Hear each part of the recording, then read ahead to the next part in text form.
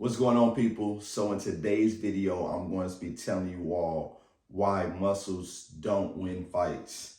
Now, the reason why I wanted to cover this topic is because I'm seeing the popularity of boxing grow across YouTube, and I see a lot of content creators taking boxing, maybe getting some sparring in, but I've also been hearing a lot of them say, I came from a background of bodybuilding or calisthenics, and I intimidated people already by my look, even though I didn't fight. So I wanted to, one, say that nobody that knows anything about fighting is going to be intimidated by somebody with a lot of muscle mass. It's a known fact that people with a lot of muscle mass tend to gas out quicker because of the lactic acid buildup, and they probably don't know how to fight. Not saying that everybody that's very muscular doesn't know how to fight, because we see plenty of guys in mixed martial arts, jiu-jitsu, and things like that, that if you try to fight them, it would be a very long day for you. But I'm just saying, for the guy that goes to the gym to lift, or the guy that goes to the park to perform calisthenics, just because you look a certain way does not mean that you would intimidate somebody or make somebody not want to maybe mess with you at the club, mess with you at the bar, wherever it may be. So, ways to improve as a fighter. First and foremost, let's say you can't hire a coach. We all know I'm a huge advocate of getting a coach to help you avoid mistakes and to shorten your learning time. But let's say that's not possible for you. So you go on YouTube, you find a channel of somebody that has experience. By experience, I mean somebody that has fought before. Even if you want to train boxing for fitness and not to fight, I think it's still good to go to a channel of people that have fought before, because from my experience, they tend to have much better form than people that do it just for a fitness standpoint. Now, there are people that do it just for a fitness standpoint that were fighters in the past, and I definitely recommend those channels. You got people like Precision Striking, awesome channel, Nate Bauer Fitness.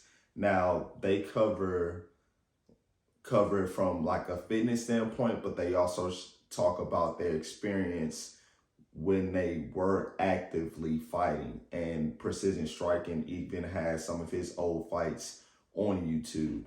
So I think that's very important. Like, somebody can say that they fought before, but they need to be showing some type of proof that they fought before, just so you can trust what they say. And this is not to go out and say that everybody that's fought before has good form, because we know that that's not the case.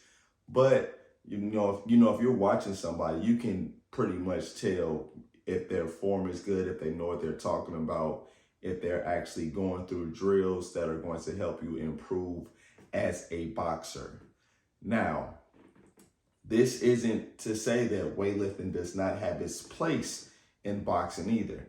As you all know, I'm a strength and conditioning coach. I work with boxers. I work with MMA fighters.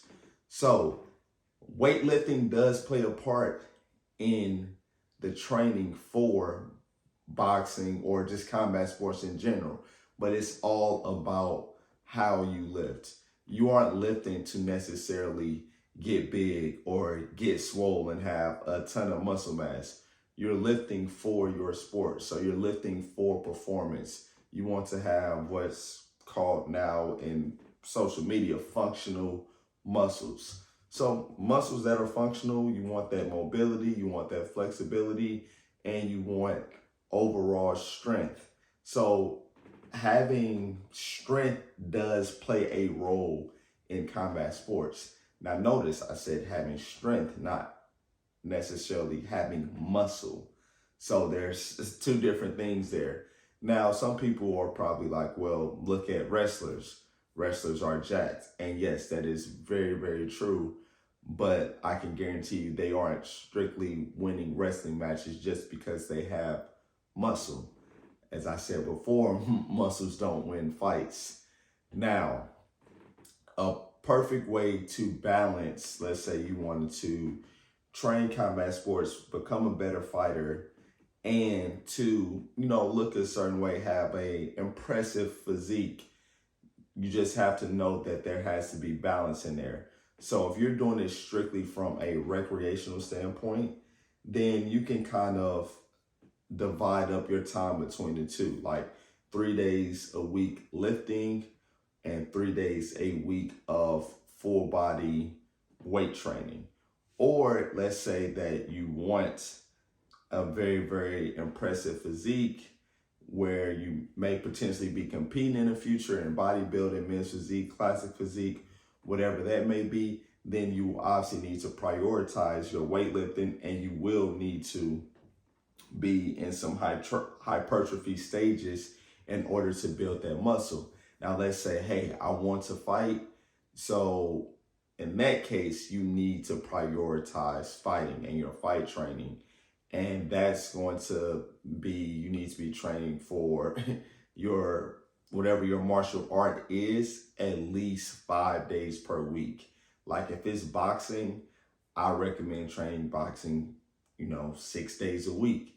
Now, that's not 6 intense sessions. That's going to be days where you shadow box, jump rope, drill. It's not sparring every day or anything like that. It's literally working to get better at that specific sport. Same thing going back to weightlifting. If you're trying to compete, then your weightlifting needs to be 5 days out of the week. You can have 1 or 2 towards your combat sports, or if you have 2, one of your weightlifting days, you can have like boxing, that's a cardio. But you need to first set aside, okay, what are my goals? Because whatever your goals are, then you need to prioritize that. Unless you want to get better at both, not necessarily compete, like just do it for a recreational standpoint, as I stated earlier, then it's fine to divide it up 3 and 3.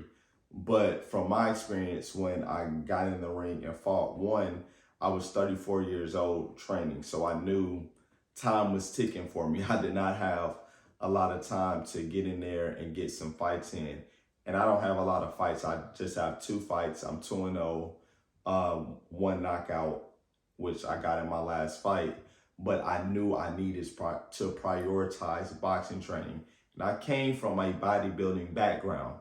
So that's why I wanted to say muscles don't win fights, nor do people who see somebody with muscle think, oh, I'm intimidated by them because they have muscle, I'm not going to try them. I was the bodybuilder. I competed before. I don't classify myself as a bodybuilder, but I'm speaking from firsthand experience just to tell you all that just because you have muscles, you will not win a fight. Now, that's not to say that I was losing a fight because I had muscle, but I just wanted to clear that misconception up. All right, hope you all enjoyed the video. Catch you on the next one. Peace.